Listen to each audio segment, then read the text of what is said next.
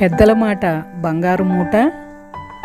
Welcome to my channel Geetha's old is gold. జై జగన్నాథ. ఈరోజు video వచ్చేసి పూరి జగన్నాథ రథయాత్ర ఆషాఢమాసం విదే నుండి ప్రారంభమవుతుంది 9 రోజుల పాటు. ఆ రథయాత్ర ఎందుకు చేస్తారో, అసలు పూరి జగన్నాథ చరిత్ర ఏమిటో, పూరి జగన్నాథ రథయాత్ర గురించి తెలుసుకుందాము. జగన్నాథుడు తన సోదరి సుభద్ర కలిసి బలభద్రులతో ఊరేగింపుగా గుండీచా మందిరానికి వెళ్ళడమే రథయాత్ర. ఇందులో జగన్నాథుడు కొలువుండే రథం పేరు నందిఘోష. ఇది 45.6 అడుగుల ఎత్తుతో 18 చక్రాలు కలిగిన రథము. బలభద్రుడి రథము 45 అడుగుల ఎత్తు ఉండి 16 చక్రాలతో అలరారుతుంది. దీని పేరు తాళధ్వజ. ఇక సుభద్రాదేవి ఊరేగే రథం పేరు దేవదళన. ఇది 44.6 అడుగుల ఎత్తు ఉండి 14 చక్రాలతో ఉంటుంది. ఇవన్నీ రథయాత్ర ఉత్సవానికి కొన్ని నెలల ముందే రంగురంగుల వస్త్రాలతో చాలా ఆకర్షణీయంగా అలంకరింపబడతాయి. ఈ యాత్ర ఆషాఢశుద్ధ విదే నుండి మొదలవుతుంది. గుండీచా ఆలయానికి ఊరేగింపుగా వెళ్ళిన ఈ దేవతలు 9 రోజులు అక్కడ గడిపి మళ్ళీ దేవాలయానికి తిరిగి వస్తారు.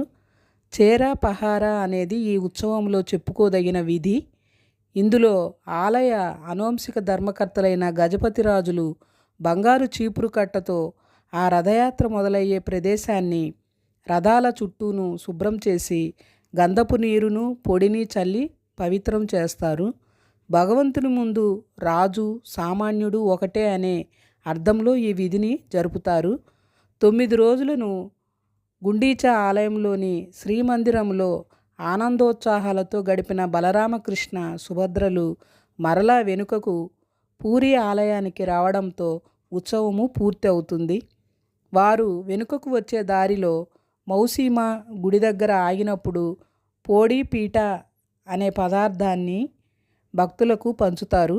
ఈ రథయాత్ర పురాణ కాలం నుండి జరుగుతున్నది అని చెప్తారు.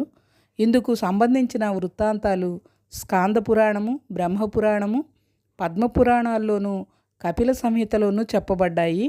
ఈ 10 రోజులు ఒరిస్సా అంతా ఆనందోత్సాహాలు వెల్లివిరుస్తాయి.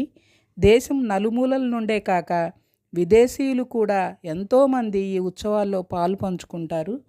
అంతటి ఈ జగన్నాథ రథయాత్రను మనము కూడా ఈ చరిత్రను వీక్షించి ఆ జగన్నాథుని అనుగ్రహాన్ని పొందుదాము. జై జగన్నాథ.